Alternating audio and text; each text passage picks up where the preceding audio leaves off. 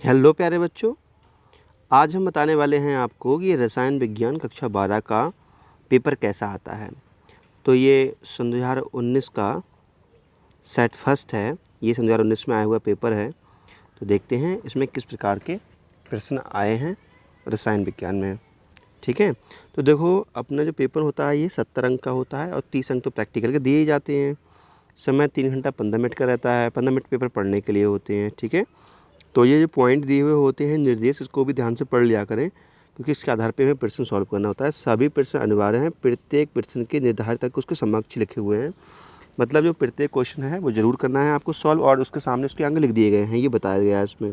दूसरा पॉइंट, गणनात्मक प्रश्नों के में गणना के समस्त पद दीजिए। क्योंकि देखो जब हम प्रश्न जैसे कि सॉल्व करते हैं तो उसमें प्रत्येक स्टेप देना होता है, जैसे कि गिवन दैट और सॉल्यूशन और फॉर्मूला। अगर आपने पूरा सवाल कर रहे हैं तो हर स्टेप का नंबर होता है। देखो अगर आपने पूरा सवाल गलत किया है, ठीक है, और फॉर्मूला सही लिखा है तो आपको वहाँ पे अंक मिलेगा ज़रूर। या आपका आंसर सही आया, सवाल पूरा गलत तो भी अंक मिलेगा। या बीच के स्टेप सही हैं, आंसर गलत आया तो भी अंक मिलेगा। कहने का मतलब ये है, जब भी आप सवाल सॉल्व कर रहे हैं तो उसमें फार्मूला जरूर लिखिएगा, फार्मूले का अंक मिलता है। ठीक है ना। तो ये लिखा है ये लिखा है गणनात्मक प्रश्नों में गणना के समस्त पद लिखिए, क्योंकि सभी पदों के नंबर अलग अलग मिलते हैं स्टेप बाय स्टेप। ठीक है, और प्रश्नों के प्रासंगिक उत्तर दीजिए। जहाँ आवश्यक रासायनिक समीकरण दीजिए, मतलब जहाँ आवश्यक रासायनिक समीकरण जरूर लिखना है। कहीं ऐसा होता है थ्योरी लिखा है, रासायनिक समीकरण नहीं लिखी, तो वहाँ पर नंबर आपको नहीं मिलेगा। खैर देखते हैं क्वेश्चन किस प्रकार के आते हैं। इस प्रश्न के प्रत्येक खंड में 4 विकल्प दिए गए हैं। सही विकल्प को अपने उत्तर पुस्तिका में लिखना है। FCC मतलब face centred cubic unit cell. एकक सेल के कोर की लंबाई a है और उसके परमाणु की त्रिज्या r में संबंध होता है। तो ये ऑब्जेक्टिव क्वेश्चन आपको बताने हैं। ठीक है, खवाल देखेंगे सर्वाधिक क्वथनांक प्रदर्शित करने वाला जलीय विलयन है।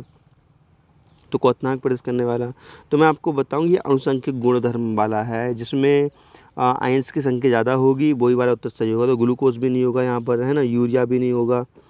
तो यहाँ पर जो है अपना ये वाला हो जाएगा चौथा ऑप्शन सही। क्यों? क्योंकि Na2SO4 है। तो यहाँ पर देखो जिसमें आयंस की संख्या ज़्यादा होगी तो इसको हम Na2SO4 को अगर लिखना चाहेंगे तो इसको हम लिख सकते हैं 2Na प्लस और SO4 नेगेटिव नेगेटिव। तो देखो यहाँ पे कितने आयन है, 2 आयन ये हैं, 1 आयन ये है, 3 आयन है। ठीक है, और इसमें 1 आयन है। तो जिसमें आयन ज़्यादा होंगे वही उत्तर हो जाएगा। तो ये वाला सही है, चौथा वाला विकल्प सही है यहाँ पर। ठीक है बच्चों, तो इस प्रकार से इसको सॉल्व करना है। देखते हैं खैर अगला क्वेश्चन क्या है। किसी धातु किसी इलेक्ट्रोड का इलेक्ट्रोड विभव निर्भर नहीं करता है।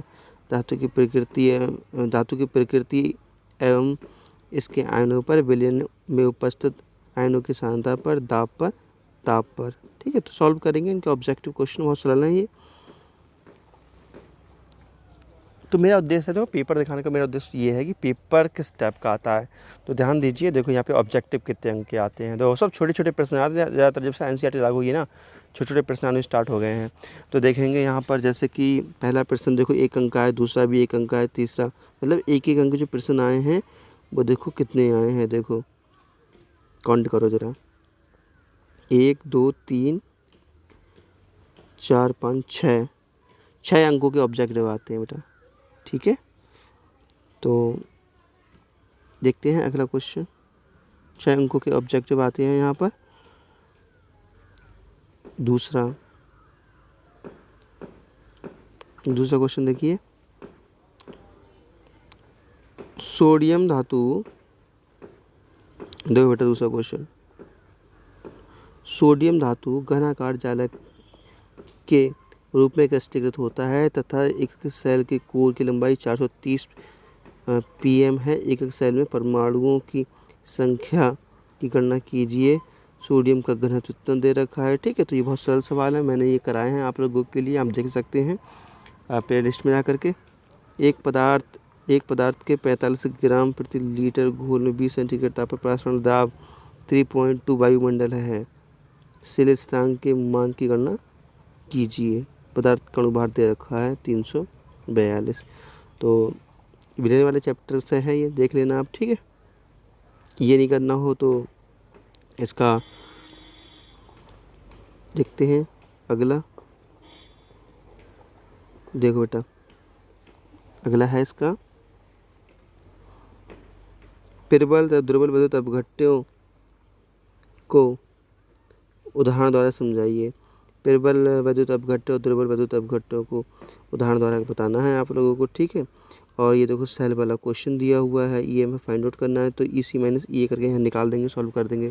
तो इस टाइप का सवाल हर साल एक आता जरूर है, 2 अंक में है ये, ठीक है।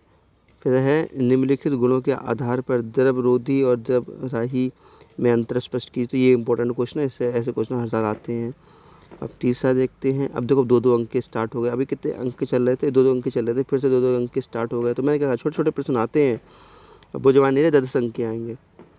20 सेंटीग्रेड ताप पर किसी वाष्पशील वैद्युत अपघट्य पदार्थ के 10 ग्राम को 100 ग्राम जल में, ये भी बहुत सरल क्वेश्चन है, ठीक है ना। तो अणुभार ज्ञात करना है इसमें।